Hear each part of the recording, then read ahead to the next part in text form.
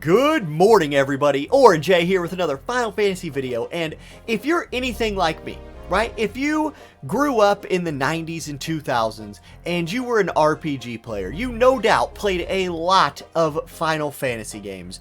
And for me, Final Fantasy was sort of my gateway drug into the world of RPGs, into the world of JRPGs, and then eventually into the world of MMOs and all the games that I play now. So I wanted to do a top 5 list. Right? Now keep in mind that this top 5 list is personal opinion only, right? I didn't start playing until, PlayStation 1, right? So I missed out on a lot of the earlier ones. I did play them retroactively. Like I went back in time and played some of the classics. But I'm going to give you my top 5. Now, before I start, one of the main games I cover on this channel is War of the Visions, Final Fantasy Brave Exvius War of the Visions. Long ass title. I'm not going to include that in this video. I'm a little too close to that game right now to objectively give an opinion on it. I love that game. It's really good, but I'm still playing it every day, so I'm not putting it in the pantheon yet. So don't look for that game on here. Anyway, let's start with number 5. And for me, number 5 is another game I'm actually currently playing, and it is Final Fantasy XIV. Okay, Final Fantasy XIV. What's so freaking great about it? The cutscenes are actually so good that I was not willing to give this game another try after I played the initial release. Like, I'm one of those fools who bought that big old white box. It was like this big, had the main character's face on it, and I installed the game and played it, and I was like, guys, I'm just going to go play EverQuest, because EverQuest from like 1999 actually works better than this game. Yeah, I'm going to go back there. Then they trashed it. They did this huge cutscene, Bahamut's in there, like destroying the world, and A Realm Reborn launches. I gave that game a try, and I guess it would be more accurate to say that number 5 on this list for me is Final Fantasy XIV, A Realm Reborn. And then all of the expansions. I thought the game really took off after Heavensward. It is finally getting some of the attention it deserves from bigger content creators right now. People are finally realizing that the game right now is just so much better than a game like World of Warcraft is. The game right now is actually good enough to pull old dudes like me from some of the MMOs that we just go replay over and over again, like EverQuest, for example. The community in that game is fantastic. And one thing about the Final Fantasy community in general is it just seems to be healthier than a lot of other communities. I'm a big League of Legends player, and I would much rather gather in a group with a bunch of Final Fantasy players than a bunch of League of Legends players. And if you've played both games, you know what I mean. You know what I mean. Alright? So, Final Fantasy XIV, just for the staying power, the storytelling, the way it's done with cutscenes, how your character feels like the real deal. The cutscenes have you in it. The NPCs in the game are like, oh snap, it's the Warrior of Light. We should give this guy, the respect he deserves. You feel like the hero in the game, and it's just awesome. So Final Fantasy XIV, that's number 5 for me. Okay, number 4 for me is going to be Final Fantasy X. Now, Final Fantasy X is a game that, the characters, the storytelling just hard carry, because there was some missing elements in this game to me that kept it from being number 1 or number 2 on my list. I know for a lot of people, this was one of their favorite games of all time. And it was it's a game I remember very, very fondly, and it's one of my favorite Final Fantasy games of all time, but not one of my favorite games of all time because it misses the mark in a few ways. Okay, first, what did this game do really, really well? The Tidus Yuna story, that love story that drove that game. You guys, I know we all big bad dudes and love stories are real lame and all that. Yeah, but we're in for that. Let's be real. Without any spoilers, the ending of Final Fantasy X, if you weren't tearing up, you don't even have emotions. The way that was told, the Yuna arc and her sacrifice, and Tidus, learning the new world was so good. Auron, one of my favorite characters in a Final Fantasy game ever. I literally named my, avatar in every single game I play after him. What great characters, right? Lulu, I mean, come on. Teenage dudes and Lulu was where it was at. Okay, anyway, What held this game back though? Why is it not higher on my list if I love these characters so much? Man, it was the beginning of like not having a real open world experience in a Final Fantasy. You felt like you were on train tracks through a lot of that game, and I didn't really like that. You basically went to a town, you did the stuff there, then you were on a path to another town and you did that stuff, and then you were on another path, and the combat was super fun. The leveling a character through the boards were super fun, but I just wanted to go explore the world. Like, turn me loose. Let me drive the content in the game instead of you driving it for me, game developer. This is a problem that a lot of game developers in the current world, current state of gaming have, is they assume what I'm going to want to do. Don't do that. Give me a world, give me things to do in that world, and let me pick what I want to do. Okay, so that was the thing, in my opinion, that held 10 back a little bit, but it didn't matter because even though they were driving me through a story, the story was so good, I was just in for it. Like, who doesn't remember the scene where the Sin is getting to the beach and the Chocobo Knights are there and they attack him? Like, oh man, that scene just did it for me. So, anyway, Final Fantasy X, that's my number 4. Let's go to number 3. Number 3 for me is going to be one that is number 1 on a lot of people's lists, and that is Final Fantasy VII. Okay, Final Fantasy VII was the second Final Fantasy game I ever played. And I'll tell you what, everybody who tried to push me into that game, thank you. Thank you. Because when I heard it wasn't like the other Final Fantasy games that I played, I was like, well, wait. It's not one continuing story. This was the moment when I realized every Final Fantasy game was not like one big continuous universe, right? They were individual games.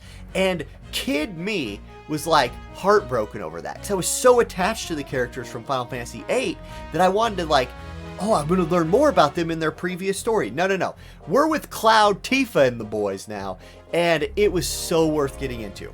Okay, 7. The music in Final Fantasy VII was top notch, especially for a PlayStation 1 game.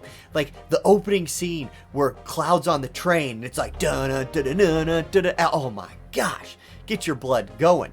Turn-based combat. 7 was like truly turn-based combat in a like almost very simple form. Yes, there was limit breaks in there, but there was something enjoyable about that. You understood the system. I never felt like I was getting cheated in 7. Like when I couldn't beat something, I was like, oh, I clearly just need to go get stronger. And the world let me explore the world. Take the Midgar Zolom, for example. That is a fight that you're not supposed to be able to win, right? You're supposed to figure out the other way to get past the Midgar Zolom. Or you could be like No Life Me as a kid and go farm the little weed monsters for like a whole day, get powerful enough, and you can just go beat the Midgar Zolom. Oh, what a fulfilling moment, right? That's what I love in gaming, is I understood what the story wanted me to do. I understood that I was supposed to think that Sephiroth was such a badass because he killed the Midgar Zolom. Instead, what I did is I understood that, then I went and trained, and I did it the way I wanted to, and it made me feel super attached to the characters. Cloud was an awesome main character, right? I think the main character has held back some Final Fantasy games that don't make this list. Let's take Final Fantasy XII, for example. Vaughn? What? Why am I playing Vaughn as an MC? And I know there's been a lot of talk about that and controversy, and I'm not here to talk about the failings of Final Fantasy XII's characters, because only really one of them is terrible, and it's Vaughn, and he's the main character.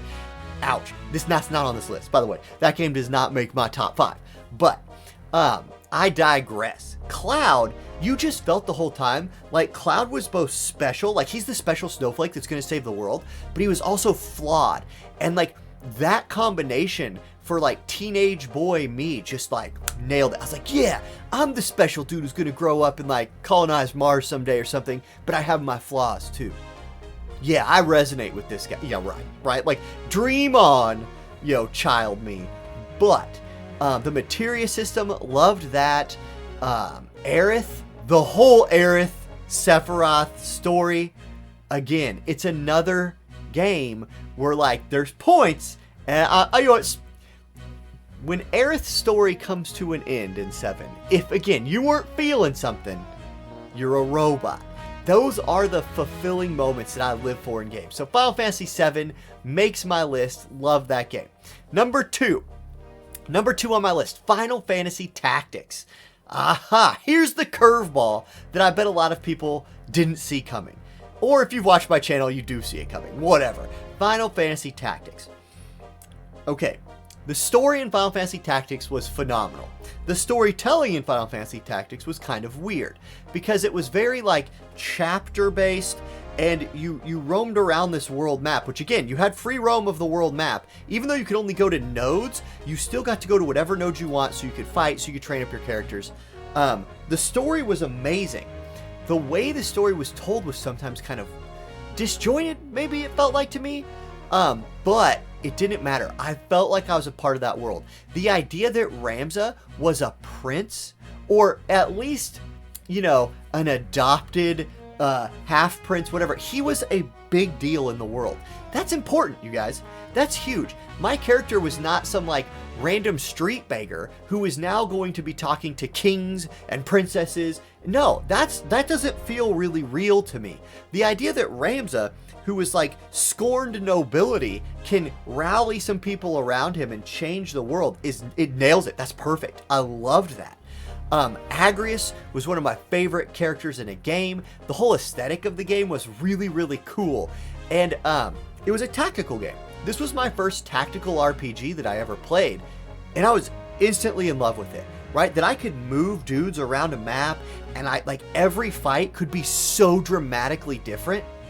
Oh, loved it. Loved everything about that game. Man, like almost everything about that game. It was a little grindy. Some of the job unlocks were tough. And this is before the internet.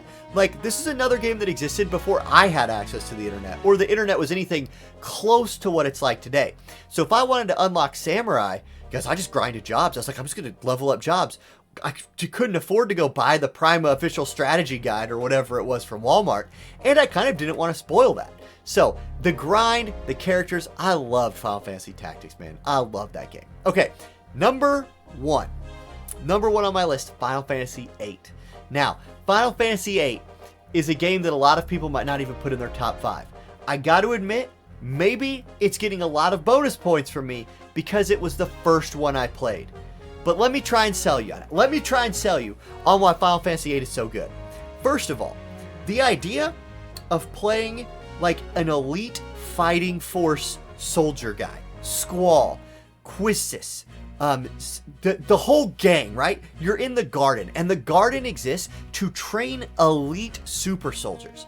Okay, instantly, I believe that if there's a problem, my people are the one who get to go solve that problem. I don't have to pretend that by the grace of some weird, plot armor, my nobody character is now fighting a god. No. If there was a god to fight, you would have sent the seeds. You would have sent the people from the garden to fight them. And that's integral to the story, and I loved that, right? Like, the Balamb Garden, the first part of that game, when you're in Balamb Garden, and you could go into the training center and, fight the T-Rex, or, oh my gosh, how cool is that? Now, there are some drawbacks to Final Fantasy VIII, I will admit that. The draw system with magic was both weird and incredibly overpowered if you could manipulate it. However, that you could tie magics to attributes and all of that with the Guardian Forces, that was really cool. That was another level beyond just the regular turn-based system with materia that Final Fantasy VII had. And although I think it missed in some places where it was kind of exploitable, I do really appreciate that boundary pushing aspect of it, and it really made me enjoy the game a lot. Squall as a main character, yeah, again, just resonated with me in a way. He had a gun that was a sword. That was freaking cool. Quistis was hitting on him the whole time. Man, I love that. Again, if you're going for 17-year-old boy as your main audience, having the main character be popular with some attractive ladies is a good move, right? It's a good move. I'm just saying, it's a good move. Anyway, The characters in that game, I really liked them, and I felt like a connection to them because we were going through the same journey, right? We were seeds. We were going through that school. We graduated the program. We did that fight. We graduated. We were full-fledged members now, and that like bonded me with the group in a pretty cool way. Okay, you got to admit too, with Final Fantasy VIII, the cutscenes in that game, oh my gosh. The opening cutscene, where Renault is standing on the beach, and then it's Squall and Cypher fighting each other, and you're like, oh, this is going to be good. All the way through the ending cutscene. And it was the ending cutscene, I'm not going to lie. That ending cutscene is the first time I really understood what the whole Laguna thing was all about. I was honestly kind of annoyed a lot of the times when I had to go play the Laguna side stuff, because I was like, wait, what? Who is this guy? Why am I playing these weird Galbadian souls? What? There's a girl at a piano? Okay, and then it sort of starts tying together, and you see that ending cutscene, and you're like, it all mattered. Oh, wow. Now, was the storytelling in 8 a little disjointed from time to time? Yeah, it kind of was. It kind of was. But did that stop me from enjoying the game? Absolutely not. Final Fantasy VIII, my #1 Final Fantasy game of all time. And there it is. Okay, this was sort of a weird video. I hope you guys enjoyed it. Let me know, what is your top 5 Final Fantasy games? I'd love to know. I would love to talk about it on stream sometime, so stop by the stream. Let me know what you think, and I'll catch you all in the next video. Peace.